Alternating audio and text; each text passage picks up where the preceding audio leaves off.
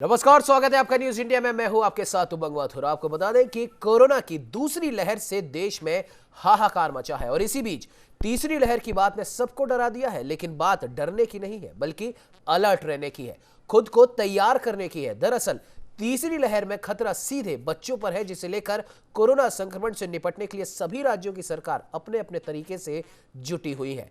हालांकि अभी तक संक्रमण पर काबू नहीं पाया जा सका है, जिसे लेकर कई राज्य सरकारों ने इस महामारी से निपटने के लिए अपने अपने राज्यों में लॉकडाउन लगा दिया है। तो वहीं कई राज्यों ने नाइट कर्फ्यू और वीकेंड लॉकडाउन का सहारा लिया है। तो वहीं दूसरी ओर अब देश में संपूर्ण लॉकडाउन की मांग भी उठने लगी है और इसके साथ ही देश में कोरोना वायरस संक्रमण की स्थिति गंभीर होती जा रही है। जहां पिछले 24 घंटों की अगर बात की जाए तो देश में रिकॉर्ड 4,14,000 से भी अधिक नए मामले दर्ज किए गए हैं और 3,915 लोगों की मौत हुई है। पिछले 10 दिनों से लगातार 3,000 नई मौतें भी दर्ज की जा रही है। कोविड-19 की दूसरी लहर में अब भी कई राज्यों के अस्पतालों में ऑक्सीजन, दवा और बेड की कमियां सामने आ रही है। ऐसे में आपको बता दें कि कोरोना संक्रमण की इस बढ़ती रफ्तार को रोकने के लिए कई राज्यों ने, जैसे कि हम बात अगर करें राजस्थान की, तो 10 मई से 24 मई तक वहां पर संपूर्ण लॉकडाउन लगा दिया गया है। सभी प्रकार के आवागमन बंद कर दिए जाएंगे। हम कह सकते हैं अंतरराज्यीय परिवहन तो बंद होगा ही होगा, साथ ही साथ एक जिले से दूसरे जिले में जाने की भी अनुमति नहीं होगी। अगर आपको कोई इमरजेंसी है तो आपको सरकारी आदेश लेने होंगे। वैसे इसके लिए भी मना कर दिया गया है।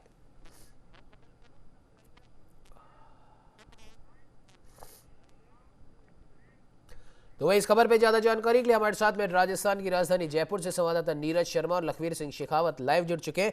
नीरज जी, जिस प्रकार से देश में कोरोना की स्थिति बिगड़ती जा रही है और अब तीसरी लहर की भी बात की जा रही है, लेकिन यहां पर ध्यान देने वाली बात यह होगी, जैसे कि हमने पहले भी इस बारे में चर्चा करी है, कि पहली जो लहर थी वो काबू में इसलिए आ सकी क्योंकि उस समय देश में संपूर्ण लॉकडाउन था और दूसरी लहर जब आई तब हम लोग लापरवाह हो गए, सरकारें लापरवाह हो गई और दूसरी लहर जो कि कमजोर थी उसे ताकत मिली और अब उसने एक विकराल रूप धारण कर लिया। हालांकि कई राज्यों ने लॉकडाउन को अलग अलग नाम से और ज्यादा सख्त कर दिया है। राजस्थान में संपूर्ण लॉकडाउन लगा दिया गया है, लेकिन डर वही है, क्या तीसरी लहर आने से पहले अगर हमारे यहां पर देश में या फिर कई राज्यों में अगर संक्रमण के आंकड़े घटते हैं तो पहले की ही तरह वापस से अनलॉक किया जाएगा, या जब तक तीसरी लहर पर भी काबू नहीं पाया जाता तब तक ये व्यवस्थाएं जारी रहेंगी? नीरज जी।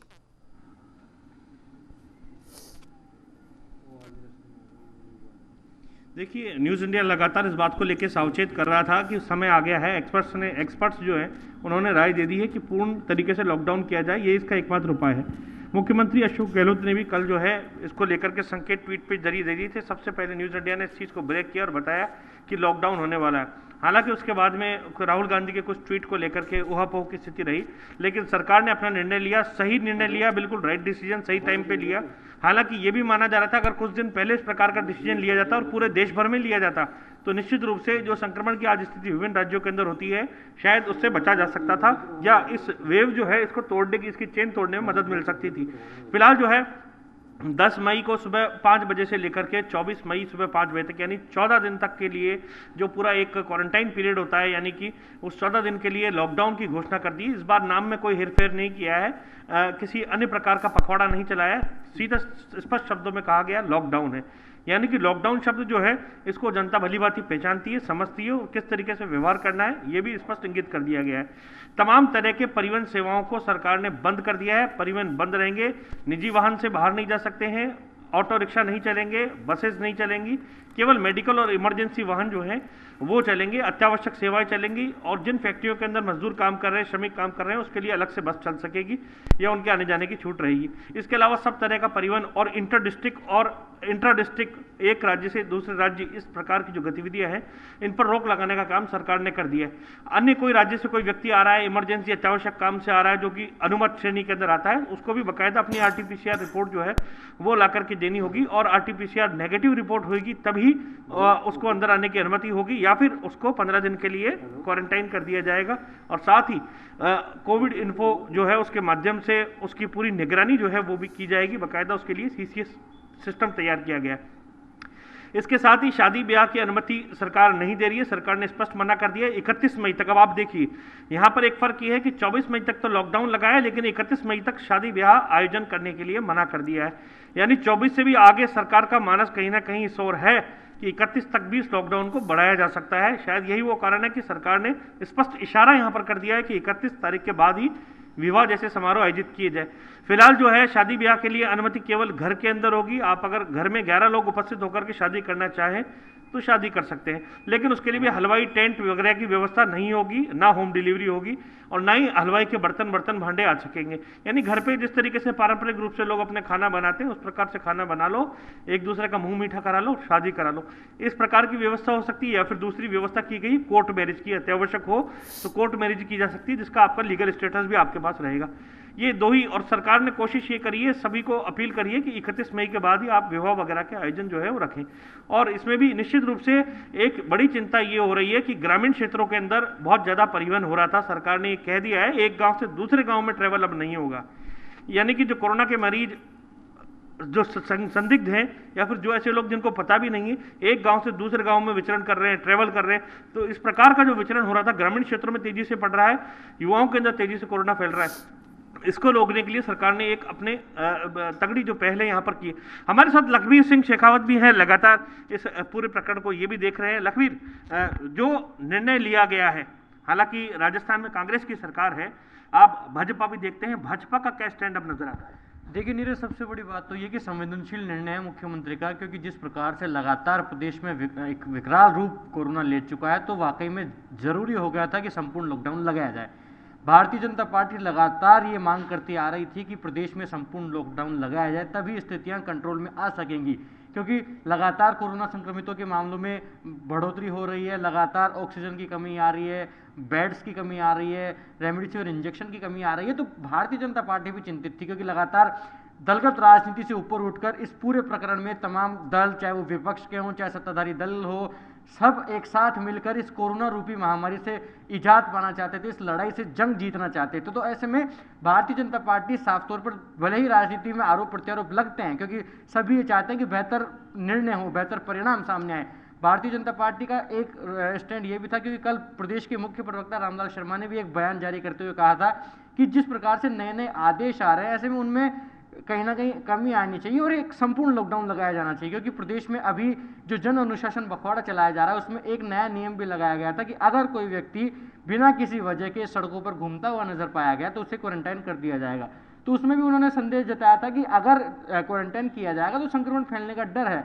तो ऐसे में जिस प्रकार से तमाम बातों को ध्यान में रखते हुए 5 सदस्यीय मंत्रिमंडल बैठता है, एक मंत्रिमंडल समूह बैठता है, फिर निर्णय होता है, तो ये वाकई में इसलिए ही ये निर्णय क्योंकि लगातार जनता भी कहीं ना कहीं अब असहज महसूस कर रही थी, जनता सहयोग भी नहीं कर पा रही थी और डर और खौफ खत्म हो गया था। तो उस डर और खौफ को बरकरार रखने के लिए, तमाम आम जन को ये मैसेज देने के लिए कि अगर आप लोग अपने घरों तक सीमित नहीं रहेंगे तो ये जो स्थिति है वो और विस्फोटक हो सकती है, कोरोना और बड़ा विकराल रूप ले सकता है। तो स्वाभाविक तौर पर 10 मई से लेकर 24 मई तक प्रदेश में जो संपूर्ण लॉकडाउन लगाया गया है, उसका तमाम विपक्षी दल कह लें, प्रमुख विपक्षी दल भारतीय जनता पार्टी कह लें या सत्ताधारी दल के नुमाइंदे कह लें, सभी इसका स्वागत कर रहे हैं। देखने वाली बात होगी कि आखिरकार जो सख्ती प्रशासन और सरकार दावा कर रही है कि वो सख्ती दिखाई देगी, उम्मीद करते हैं कि वो सख्ती दिखाई दे। उमंग, इसके साथ ही आपको बता दें, सरकार ने एक और महत्वपूर्ण निर्णय लिया है। ग्रामीण क्षेत्रों के अंदर जो मनरेगा के तहत काम हो रहे थे या फिर ग्रामीण विकास पंचायत राज के तहत कार्य हो रहे थे, उन श्रमिकों के कार्य करने पर वहां पर रोक लगा दी है। हालांकि ग्रामीण क्षेत्रों के अंदर वहीं की स्थानीय लेबर काम करती है, ऐसे में उनका पलायन का सवाल, प्रश्न जो है वो खड़ा नहीं होता, क्योंकि स्थानीय लोगों को रोजगार उसमें मनरेगा में मिलता है। जो किसान हैं, उनके पुत्र या फिर किसान जो वर्ग के लोग हैं, महिलाएं, वो स्थानीय स्तर पर काम करते हैं। ऐसे में वो माइग्रेंट लेबर नहीं है, तो इसलिए उस पर रोक लगाई है सरकार ने, ताकि ग्रामीण क्षेत्रों के अंदर मनरेगा के जरिए ये संक्रमण कहीं फैल ना जाए, उस पर रोक लगाई है। दूसरा, निर्माण क्षेत्र और फैक्ट्रियां, जितने भी उद्योग हैं, इसमें कार्य करने की अनुमति श्रमिकों को होगी, क्योंकि इसमें बाहर की लेबर भी आती है। लेकिन लेकिन उसके लिए स्पष्ट रूप से कोविड एक तो नियमों का गाइडलाइन का फॉलो करना होगा, दूसरा स्पेशल बस जो है वो चलाई जा सकेगी जहां श्रमिक अधिक संख्या में है, और उसमें भी बाकायदा पूरा गैप डिस्टेंस जो है मेंटेन किया जाएगा, और उसके लिए बाकायदा बस के ड्राइवर की डिटेल, बस की डिटेल और उसमें कौन कौन लोग रहेंगे ये पूरी सूची बना करके जिला कलेक्टर और संबंधित एडीएम जो है उनको पहले सौंपना पड़ेगा उस मालिक को। उसके बाद में उसके आधार पर उनके पास जारी किए जाएंगे, उस आधार पर बस जो है वो चल सकेगी। शेष जितनी भी बसें हैं, ऑटो रिक्शा हैं, निजी परिवहन के साधन हैं, उन सब पर पूरी तरीके से रोक लगेगी। अन्य जो गाड़ियां हैं उन पर भी रोक लगेगी।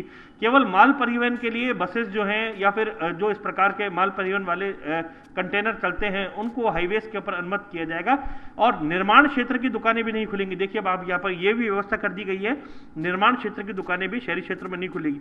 बहुत जगह निर्माण क्षेत्र की दुकानें रहती है, लोग वहां पर जाते हैं, बातचीत करते हैं, सामान खरीदते हैं और इसके साथ ही मोल भाव करते हैं, तो वो चीज़ अब नहीं होगी। केवल पहले से या इलेक्ट्रॉनिक माध्यम से जो ऑनलाइन ऑर्डर किए जाएंगे उसके आधार पर होम डिलीवरी करने की अनुमति रहेगी।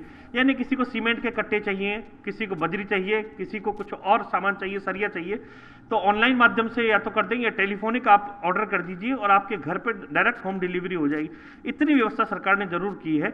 निश्चित रूप से ये ऐसे कदम हैं जो कि पूरी तरीके से लॉकडाउन की श्रेणी में ही आते हैं और लोगों को परेशानी कम से कम हो, यहाँ सरकार ने ये ख्याल रखने की कोशिश की है। लखबीर, जो ये निर्णय लिए गए, बिल्कुल माफ कीजिएगा, बीच में इंटरप्ट करना चाहूंगा। हमारे साथ में उत्तर प्रदेश से ब्यूरो चीफ विवेक तिवारी जी जुड़ चुके हैं, दिल्ली से प्रशांत शर्मा ब्यूरो चीफ हमारे साथ में जुड़ चुके हैं, देहरादून से संवाददाता साक्षी शानी भी हमारे साथ में जुड़ चुकी है।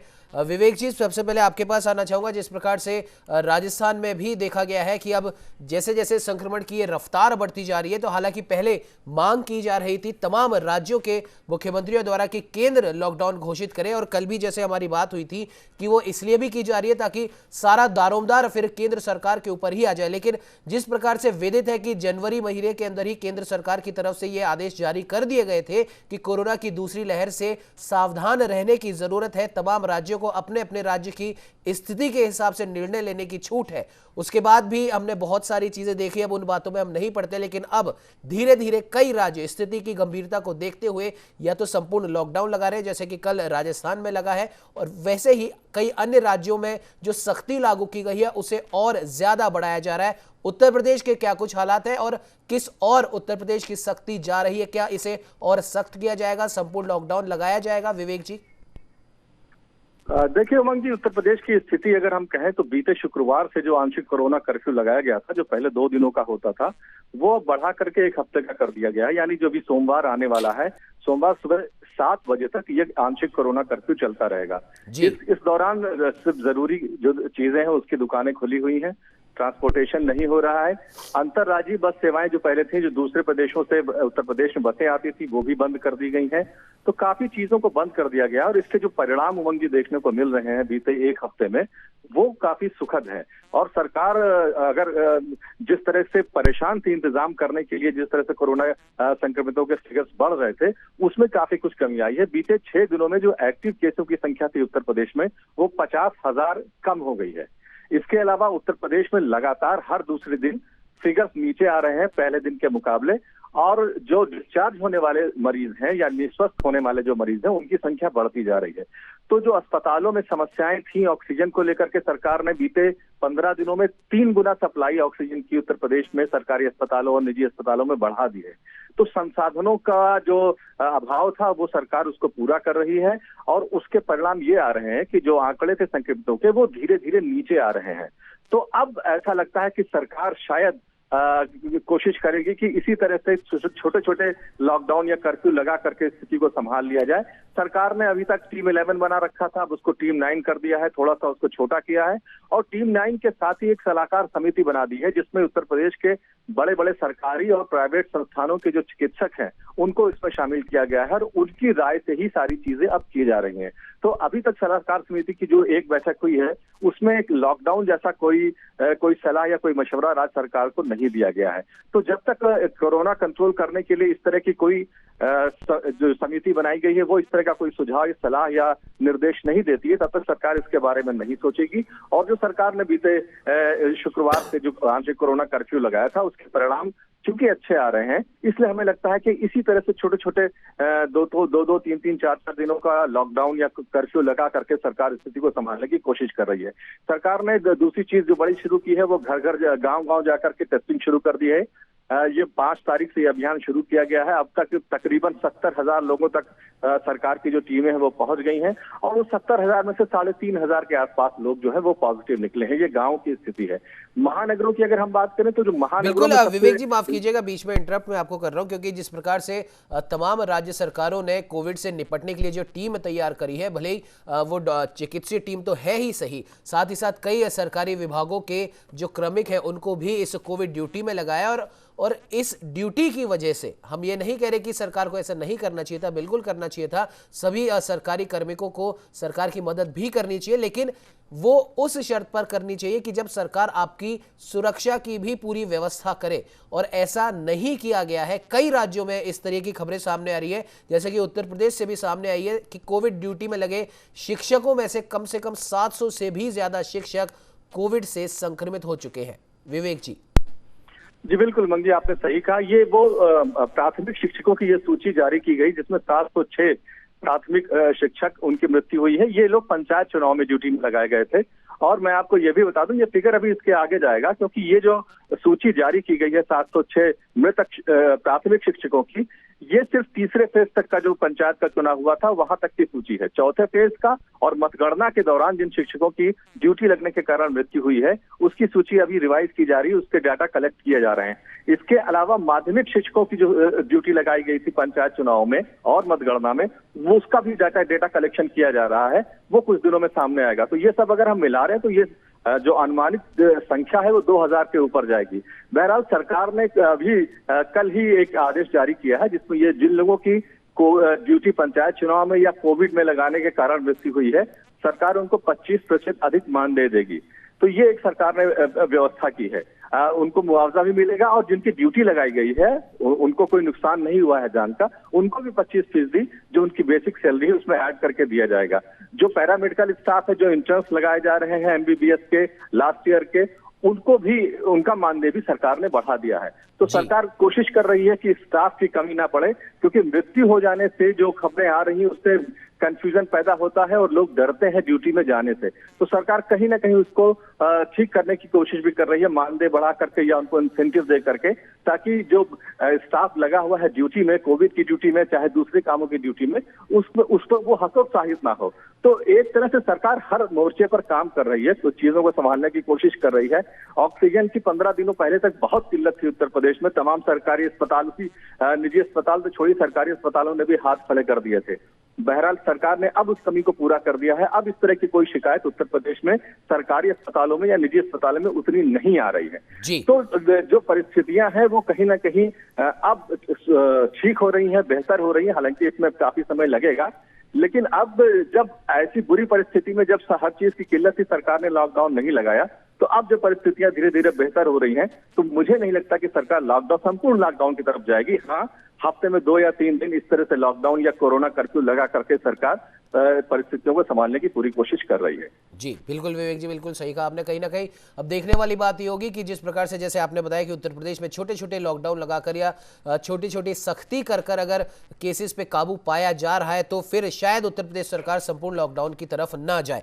रुक कर लेते हैं उत्तराखंड की राजधानी देहरादून का, उसके बाद में राजधानी दिल्ली का रुख करेंगे, प्रशांत के पास जाएंगे। लेकिन पहले साक्षी से बात कर लेते हैं। साक्षी, उत्तराखंड में क्या कुछ स्थिति इस समय कोरोना को लेकर है, और जिस प्रकार से तमाम राज्य सरकारों ने केंद्र से अपील करी थी संपूर्ण लॉकडाउन लगाने की, लेकिन उसके बाद भी केंद्र अभी संपूर्ण लॉकडाउन नहीं लगाना चाहती पूरे देश में, राज्य सरकारों को तमाम अधिकार दे दिए गए हैं। तो क्या उत्तराखंड सरकार संपूर्ण लॉकडाउन की तरफ बढ़ रही है, या फिर जो पहले से जो नियम बनाए गए हैं, कोविड गाइडलाइंस जो बनाई गई है, सख्ती जो की जा रही है, उसी को लेकर आगे बढ़ेगी? साक्षी।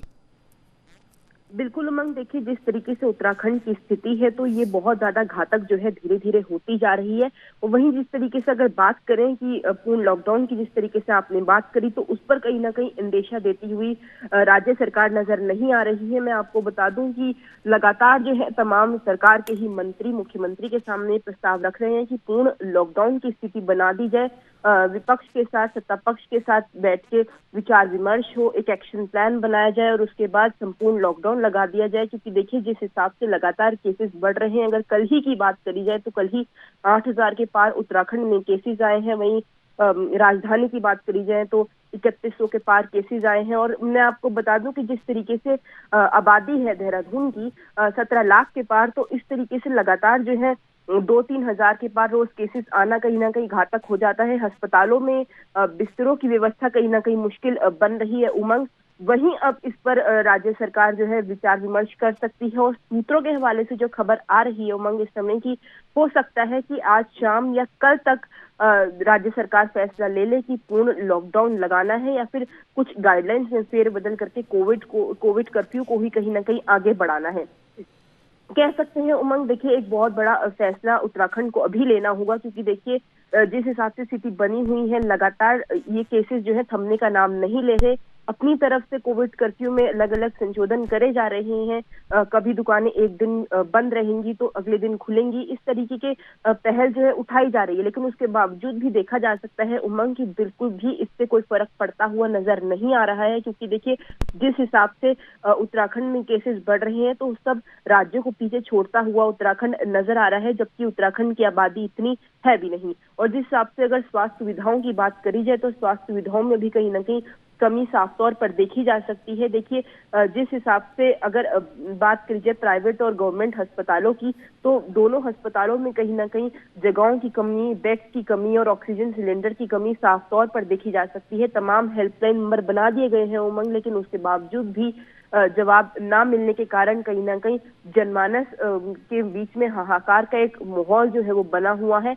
इस पर हो सकता है कि आज या कल तक जो है सरकार फैसला ले ले, लेकिन फिलहाल जो है कोविड कर्फ्यू ही 4 दिन तक जो है सरकार द्वारा लगाया गया है उमंग। बिल्कुल साक्षी, और अगर संपूर्ण लॉकडाउन की बात करें, भले वो केंद्र सरकार लगाए या फिर राज्य सरकारें अपने अपने राज्य की स्थिति को देखते हुए अपने राज्य में लगाए, लेकिन उसके बाद में सबसे बड़ा सवाल यही आता है कि जो मजदूर है या जो गरीब तबके के लोग हैं या जो डेली काम करते हैं और डेली वेजेस जो कमाते हैं, जो रोज खाते हैं, रोज कमाते हैं वाले जितने भी लोग हैं इस तबके के, उनके बारे में क्या कुछ वैकल्पिक व्यवस्था राज्य की तरफ से की जा रही है? क्योंकि अगर सख्ती की जाएगी तो जाहिर सी बात है जो ठेले थड़ी खोमचे वाले जो लोग होंगे उनके ऊपर सबसे ज्यादा असर यहां पर पड़ेगा। तो क्या उनके लिए कोई वैकल्पिक व्यवस्था की जा रही है राज्य सरकार के द्वारा? बिल्कुल उमंग, देखिए हो सकता है कि जितने समय तक ये लॉकडाउन अगर पूर्ण तरीके से लग जाता है और सख्ती बढ़ती जाती है, क्योंकि देखिए सख्ती बरतना उत्तराखंड में इस समय बहुत ज्यादा जरूरी है। क्योंकि इस चेन का टूटना कहीं ना कहीं मुश्किल सा बनता जा रहा है। तो इसके मद्देनजर देखा जा सकता है कि राज्य सरकार राशन प्रोवाइड करवा सकती है रोज खाने और रोज कमाने वाले व्यक्तियों को। और साथ में ये कोशिश की जा सकती है कि कोई निर्धारित दिन या निर्धारित समय सीमा लगा दी जाए जब वो अपना काम करें और अपनी जो आड़त है वो कमाए। तो कह सकते हैं कि देखिए जिस तरीके से ये स्थिति बनी हुई है, तो इस पर बैठकर जो है पूरी बैठक करके मुख्यमंत्री को एक निष्कर्ष निकालना चाहिए। और देखिए उमंग, समय बहुत कम है, क्योंकि देखिए जिस हिसाब से स्थिति बनी हुई है, हमें लग रहा था कि इस कोविड कर्फ्यू के बढ़ाने के बाद कहीं ना कहीं लोगों के अंदर जागरूकता आएगी और जागरूकता के कारण जो है ग्राफ नीचे होगा। लेकिन देखिए जिस हिसाब से ग्राफ कल सबसे ज्यादा आंकड़े आए हैं और इन आंकड़ों ने कहीं ना कहीं पिछले आंकड़ों को भी ध्वस्त किया है, तो कह सकते हैं कि जागरूकता की कमी तो है ही, लेकिन एक्शन प्लान जो उत्तराखंड की सरकार बना रही है वो भी कहीं ना कहीं सही महसूस होता नजर नहीं आ रहा है। इसी के चलते देखिए जिस हिसाब से ये जो केसेस आ रहे हैं, इसकी एक वजह मानी जा सकती है। वहीं अगर बात करें जो एक दिन दुकानें बंद रहेंगी और अगले दिन खुली रहेंगी, वो भी 12 बजे, उसकी वजह से कहीं ना कहीं ज्यादा संक्रमण बढ़ा है। क्योंकि देखिए अगर सुबह 7 बजे से दुकानें खुलती हैं 12 बजे तक, तो जितनी भी भीड़ होती है वो सारी इकट्ठा हो जाती है, जिसके चलते कहीं ना कहीं संक्रमण बढ़ने का खतरा बढ़ जाता है। इसी के मद्देनजर सरकार को दूसरा एक्शन प्लान बनाने की आवश्यकता है उमंग। और साथ में ये भी सोचने की जरूरत है, जिस तरीके से अभी आपने कहा कि जो रोज कमाते और खाते वाले व्यक्ति हैं उनके बारे में विशेष तौर पर सोचने की जरूरत है। क्योंकि देखिए अगर इस हिसाब से नहीं सोचा जाता तो कहीं ना कहीं भुखमरी की स्थिति जो है वो उत्पन्न हो जाएगी उत्तराखंड जी में। बिल्कुल साक्षी, बिल्कुल आपने सही कहा। कहीं ना कहीं रोज कमाने रोज खाने वालों के लिए भी न सिर्फ सिर्फ उत्तराखंड में बल्कि तमाम राज्य सरकारों को भी सोचना होगा, क्योंकि संपूर्ण लॉकडाउन से अगर असर पड़ता है तो सबसे ज्यादा इन्हीं लोगों को पड़ता है। और शायद यही एक बहुत बड़ी वजह है कि तमाम राज्य सरकारें भी पहले संपूर्ण लॉकडाउन नहीं लगाना चाहती थी, लेकिन जिस हिसाब से राज्यों की स्थिति की हम बात करें, सबने अपने अपने हिसाब से अपने अपने राज्यों की स्थिति को देखते हुए एक हम कह सकते हैं कि सख्त निर्णय ले रहे हैं या फिर आने वाले समय में ले सकती। तो राजस्थान में कल 10 तारीख से लेकर और 24 मई तक के संपूर्ण लॉकडाउन की घोषणा कर दी गई है। तमाम परिवहन यहां पर बंद रहेंगे और भी इस गाइडलाइन में कई सारी चीजों का जिक्र किया गया है। तो भाई कई राज्य या तो लॉकडाउन की तरफ बढ़ रहे हैं या फिर लॉकडाउन जैसी सख्ती की ओर बढ़ रहे हैं। चलिए बात कर लेते हैं राजधानी दिल्ली की। प्रशांत हमारे साथ में लगातार बने हुए ब्यूरो चीफ है दिल्ली से। प्रशांत, लॉकडाउन और इसको लेकर के जो भी बातें की जा रही है इसके बारे में बात करेंगे, लेकिन अभी अभी एक खबर यहां पर सामने आई है कि कांग्रेस के पूर्व अध्यक्ष और कांग्रेस के नेता राहुल गांधी ने प्रधानमंत्री नरेंद्र मोदी को एक पत्र लिखा है और उस पत्र की कुछ जो प्रमुख बातें हैं वो हम यहां पर उल्लेखित करना चाहेंगे। हालांकि वो अंग्रेजी में है। It is therefore absolutely critical that we address several urgent issues without delay. We must scientifically track the virus and its mutation across the country using genome sequencing as well as its disease pattern. और भी बहुत सारी बातें हैं, लेकिन अगर इस पहली ही बात का अगर जिक्र करें प्रशांत, तो राहुल गांधी जी लिखते हैं कि scientifically track the virus and it's mutation. तो ऐसा लगता है कि राहुल गांधी जी देश में एक कंफ्यूजन का माहौल क्रिएट करना चाहते हैं, क्योंकि अभी कुछ ही दिन पहले बुधवार की हम बात करें तो देश के वैज्ञानिक सलाहकार राघवन जी ने ये कहा है कि हम ऑलरेडी ये काम कर रहे हैं। वायरस की जो जीनोम जो उसकी पूरी संरचना है उसके बारे में हम रिसर्च लगातार कर रहे हैं, किस प्रकार से ये अपने आप को अपना नया नया ये स्वरूप बदल रहा है उस बारे में बात कर रहे हैं। और हमारी वैक्सीन इस पर कहां तक और कितनी देर तक इस पर असरदार रहेगी उस पर भी बात की जा रही है। वैक्सीनेशन की उन्होंने बात करी है राहुल गांधी जी ने अपने पत्र में कि सरकार ये घोषित करे कि अभी हमारे देश में कितनी कौन कौन सी वैक्सीन है और वायरस के ऊपर वो कितना असरदार है। तो ये आंकड़े भी हमारे पास में। तो प्रशांत, आपको नहीं लगता कि इस माहौल के अंदर राहुल गांधी जी सिर्फ और सिर्फ कंफ्यूजन फैलाने के अलावा और कुछ नहीं कर रहे? और जैसा कि हमारे साथ में राजधानी जयपुर से संवाददाता नीरज शर्मा और लखवीर सिंह शेखावत भी जुड़े,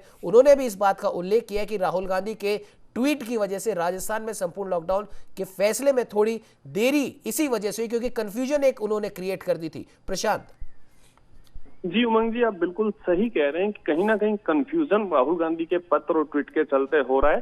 आज भी उन्होंने 2 पेज का एक लेटर प्राइम मिनिस्टर को लिखा है जिसमें 4 पॉइंट उन्होंने मेंशन किए हैं। पहला पॉइंट जो आपने बताया कि जीनोम सीक्वेंस को लेकर उन्होंने सवाल उठाया है। इसके अलावा उन्होंने सवाल उठाया है क्या वैक्सीनेशन सभी तरह के म्यूटेशन पे काम कर रही है या नहीं कर रही है, और देश में वैक्सीनेशन है वो पूरी जनसंख्या को कब तक लगाई जाएगी, जल्द से जल्द लगाई जाए, ये मांग भी उन्होंने की है। और इसके अलावा उन्होंने कहा है कि ये चीज भी आप क्लियर कीजिए कि देश में कोरोना को लेकर चिकित्सा सुविधाओं की क्या स्थिति है। कहीं ना कहीं उन्होंने सरकार को दोष देने का प्रयास किया है और एक सवाल उठाया है देश की चिकित्सा व्यवस्था पर, वैज्ञानिकों पर, कि जो डबल म्यूटेंट या ट्रिपल म्यूटेंट जिसकी बात हम कर रहे हैं लगातार, कि जो कोरोना वायरस अपना रूप बदल रहा है, तो उसको लेकर क्या है। तो कहीं ना कहीं राहुल गांधी को ये समझना चाहिए कि स्वास्थ्य मंत्रालय लगातार उस दिशा में काम कर रहा है। जैसा आपने बताया कि केंद्र सरकार के प्रमुख वैज्ञानिक सलाहकार ने भी उसको लेकर प्रेस वार्ता करके बताया था कि लगातार सरकार कार्य कर रहे हैं। और एक सवाल जो उन्होंने महत्वपूर्ण इसमें उठाया है, उन्होंने कहा है कि क्या वैक्सीनेशन सभी तरह के इन वायरस पर असर डाल रही है, यानी कोरोना वायरस जिस हिसाब से रूप बदल रहा है उस पर असर डाल रही है या नहीं। तो कहीं ना कहीं राहुल गांधी ये कहना चाह रहे हैं कि देश की वैक्सीन क्या इतनी असरदायक है। तो राहुल गांधी को समझना चाहिए कि WHO ने जिस वैक्सीन को प्रमाणित किया है, विश्व के 95 से ज्यादा देशों में वो वैक्सीन गई है।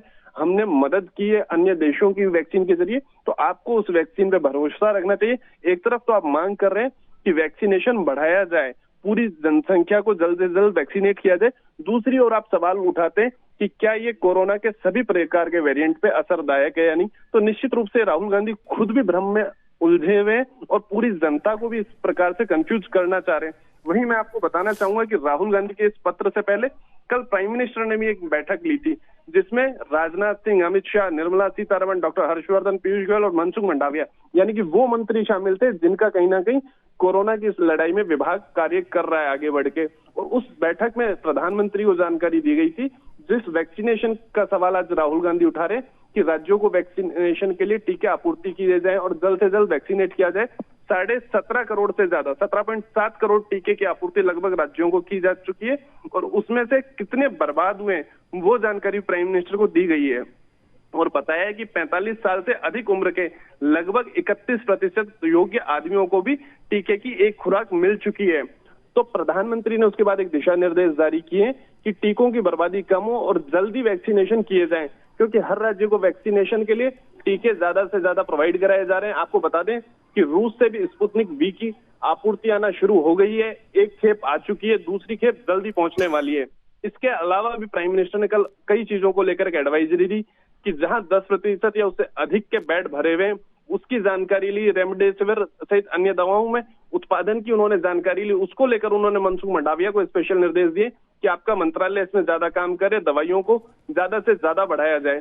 तो निश्चित रूप से कल जितने जिले हैं जहां पे बीमारी सर्वाधिक है, प्रभावित जिले हैं, चाहे उसमें गुरुग्राम हो या साउथ का कोई जिला हो, तो उसको लेकर भी प्राइम मिनिस्टर ने निर्देश दिए।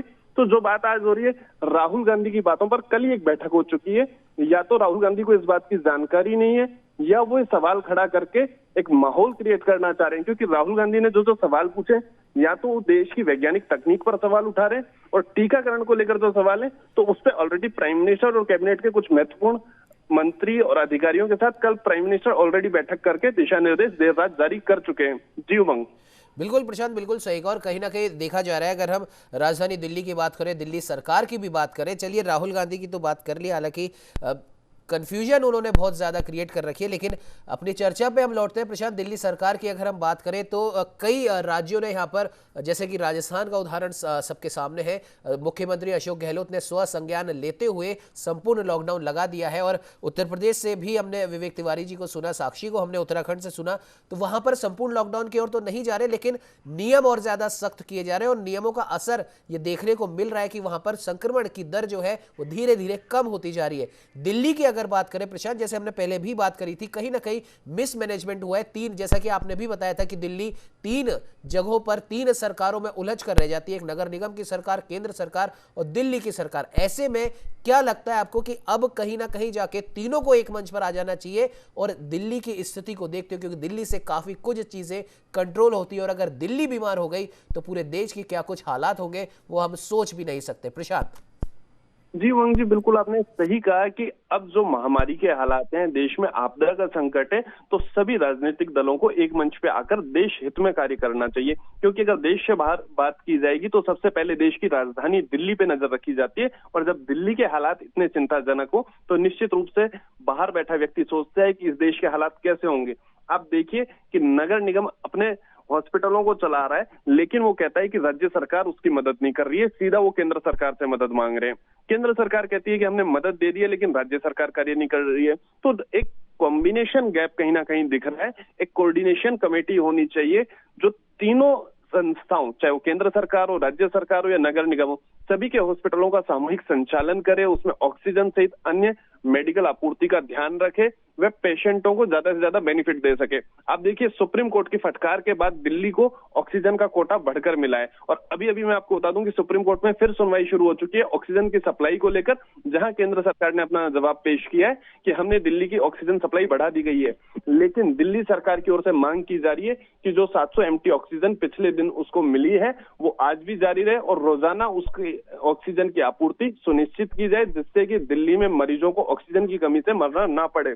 वहीं आप देखिए कि जो अन्य राज्यों से खबर आ रही है सख्ती की, उसको देखते हुए अगर दिल्ली की बात करें तो दिल्ली में भी जो सख्ती की गई है, तो आप देखिए 1.5 महीने बाद एक अच्छी खबर सुनने को मिल रही है कि 8 दिन में 9000 एक्टिव पेशेंट कम हुए। पिछले 40 दिनों से लगातार दिल्ली में एक्टिव पेशेंट बढ़ रहे थे, लेकिन अगर 28 अप्रैल से 6 मई की बात करें तो कल तक अगर आंकड़ों पर गौर डाले तो निश्चित रूप से पेशेंट कम हुए।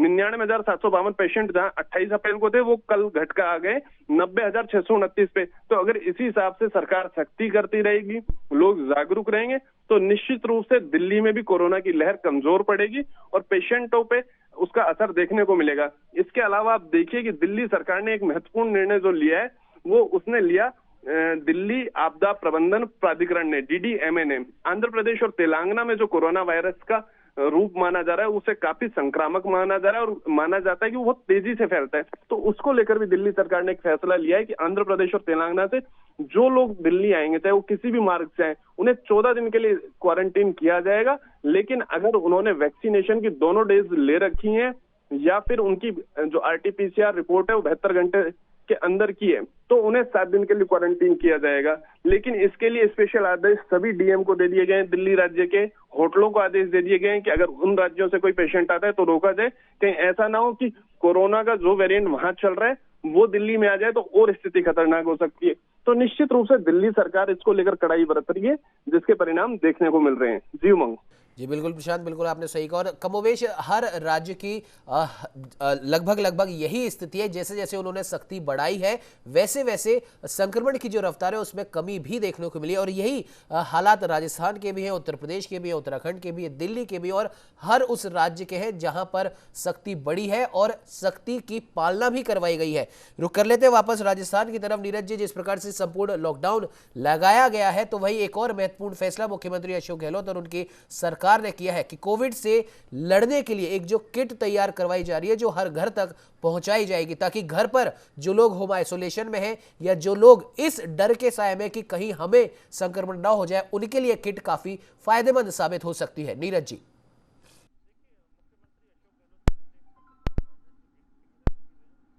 देखिए, मुख्यमंत्री अशोक गहलोत के निर्देश पर सिद्धार्थ महाजन जो कि चिकित्सा सचिव हैं उन्होंने निर्देश दिए हैं, बाकायदा ऑर्डर निकाल दिए हैं कि तमाम लोगों को जो भी कोरोना पॉजिटिव पाए जाते हैं उनको एक किट दी जानी है। ये ट्रीटमेंट किट है, इसमें एजिथ्रोमाइसिन का 3 दिन का कोर्स है, यानी 1 गोली रोज के हिसाब से 500 mg की।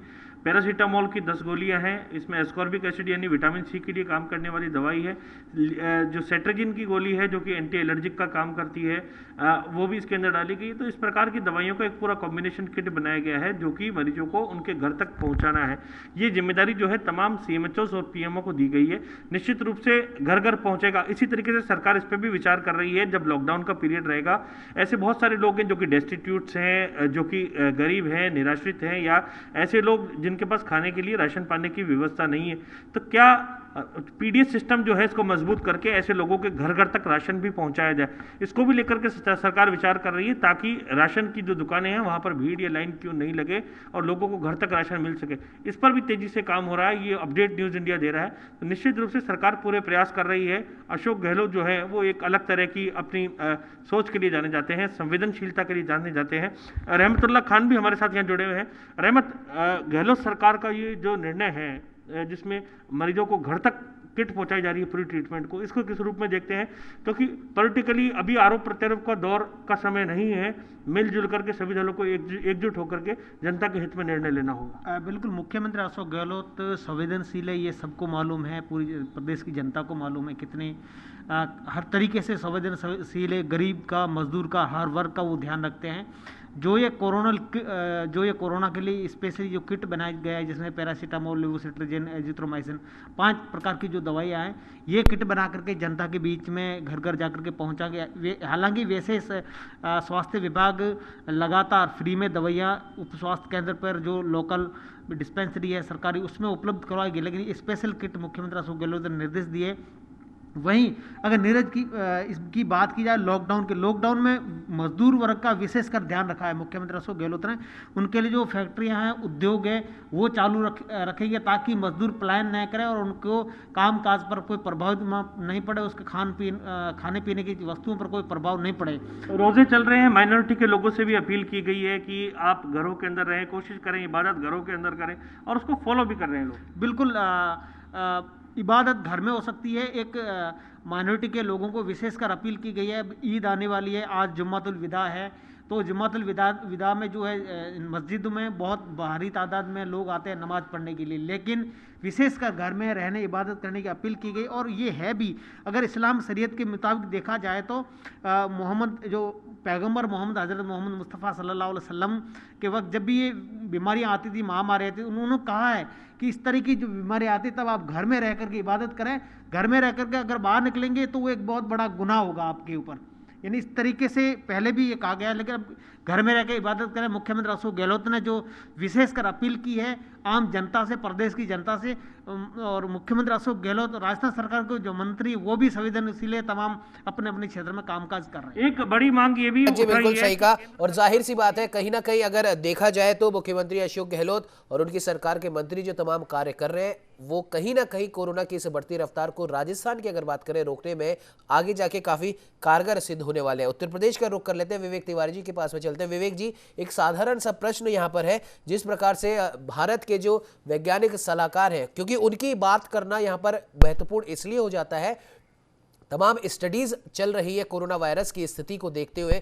उस स्टडी के हिसाब से उन्होंने एक वक्तव्य दिया था कि जो हमने कल भी हमने बात करी थी इस बारे में कि पहली लहर के बाद में जब दूसरी लहर की संभावना जता ली गई थी और कहा गया था कि दूसरी लहर हालांकि उतनी ज्यादा हम कह सकते हैं कि असरदार नहीं होगी। वो तब कहा गया था जब हमारे देश में लॉकडाउन चल रहा था, हम लॉकडाउन के तमाम नियमों का पालन कर रहे थे, भले सरकार करवा रही थी, प्रशासन करवा रहा था, जनता भी कर रही थी, लेकिन जैसे ही दूसरी लहर शुरू हो चुकी थी उसके बाद में देश में अनलॉक चालू हो गया।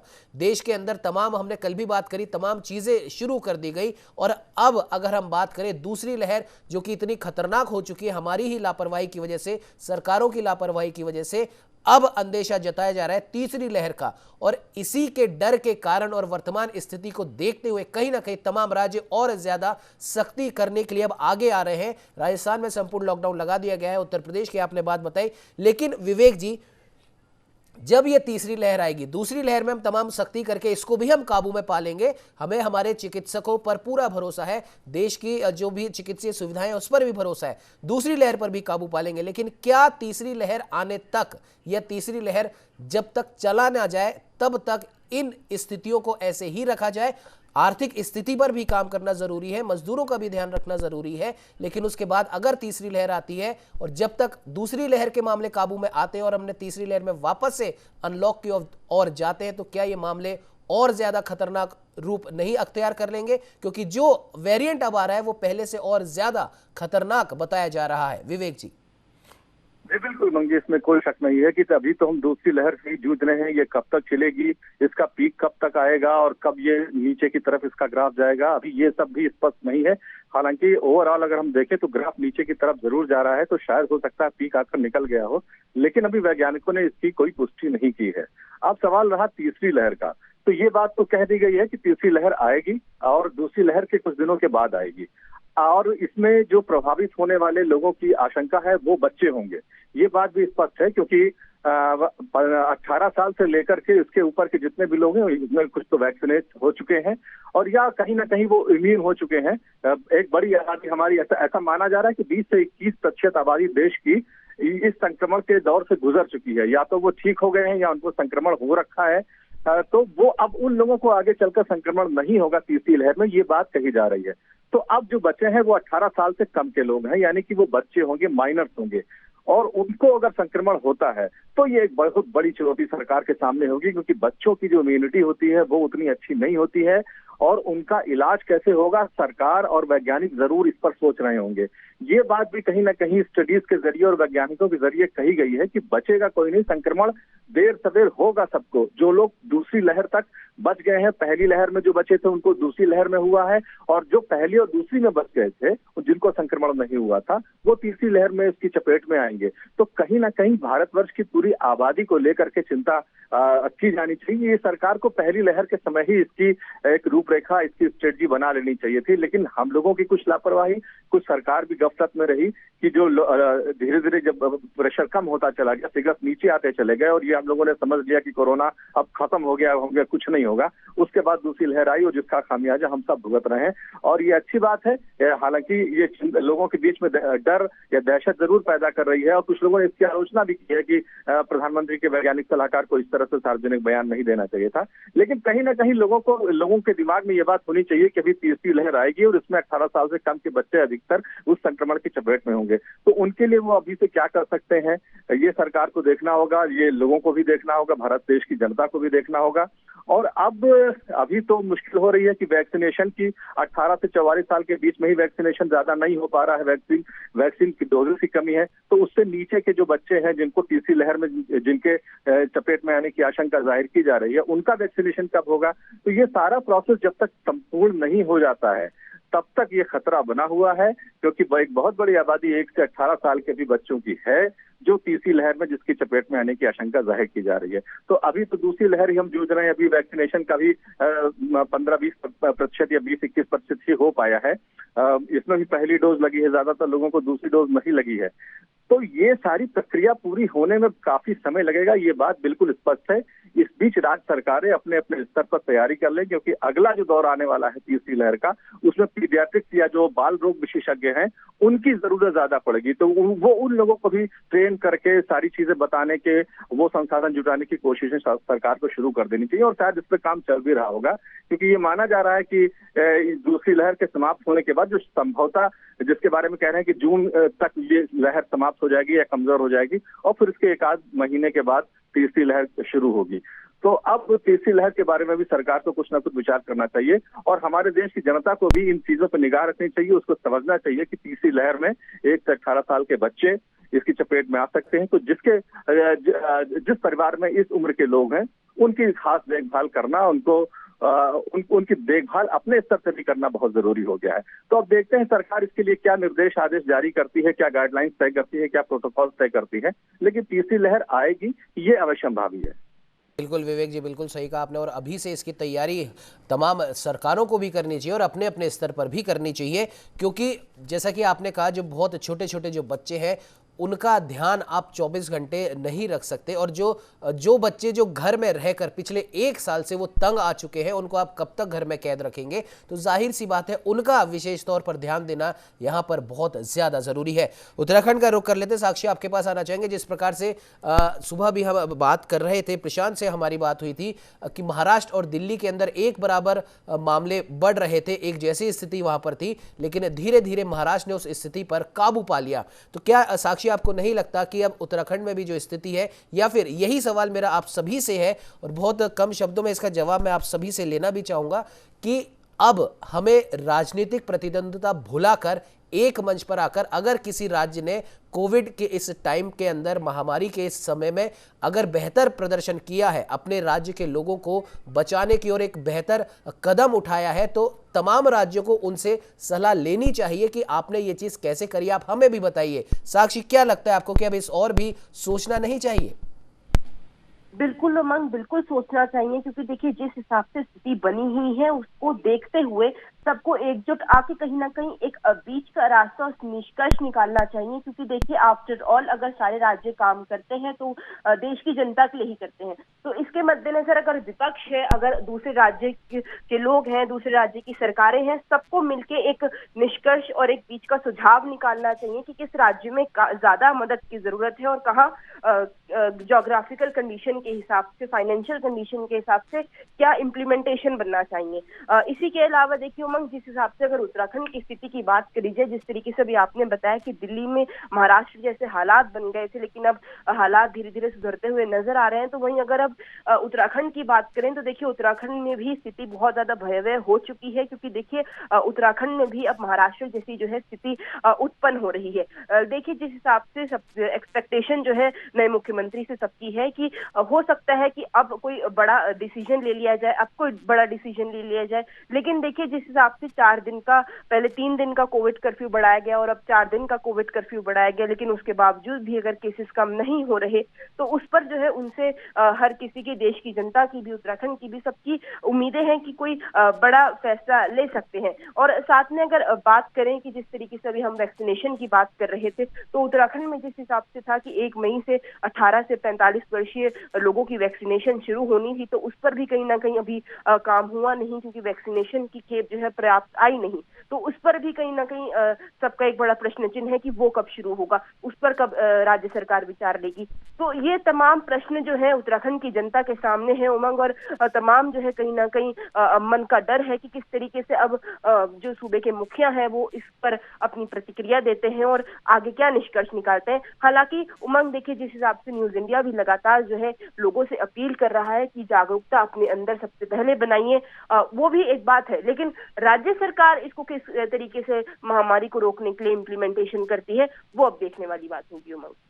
साक्षी, बिल्कुल आपने सही कहा। कहीं ना कहीं अब देखने वाली बात ये होगी कि तमाम जो राज्य सरकारें वो एक दूसरे राज्य से क्या वो सहयोग लेती हैं, या जो चीज़ें इस महामारी से जूझते हुए उन्होंने जो चीज़ें लागू करी हैं, जिस प्रकार से उन्होंने एक बेहतर प्रबंधन किया है, क्या तमाम राजनीतिक प्रतिद्वंद्विता भूल कर उन राज्यों से भी सबक लेने की जरूरत है, या फिर उनसे मदद लेने की अगर जरूरत पड़े तो बिल्कुल लेनी चाहिए। फिलहाल अब समय इजाजत नहीं देता है, इसलिए इस चर्चा को यही विराम देना होगा। नीरज जी आपका, साक्षी आपका, विवेक जी आपका भी, प्रशांत आपका भी इस चर्चा में शामिल होने के लिए बहुत बहुत धन्यवाद।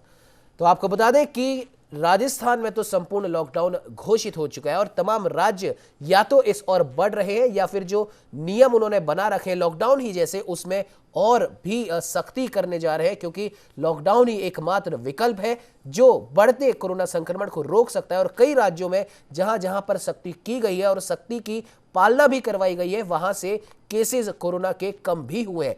इसीलिए अब तमाम राज्य इस और विचार भी कर रहे हैं। हालांकि केंद्र सरकार से भी उम्मीद है कि केंद्र सरकार भी संपूर्ण लॉकडाउन की अगर घोषणा कर दे तो काफी कुछ स्थिति पिछली बार की तरह कंट्रोल में बहुत जल्दी आ सकती है। फिलहाल इस चर्चा में इतना ही। देश दुनिया की तमाम खबरों को जानने के लिए आप बने रहिए हमारे साथ और देखते रहिए न्यूज़ इंडिया।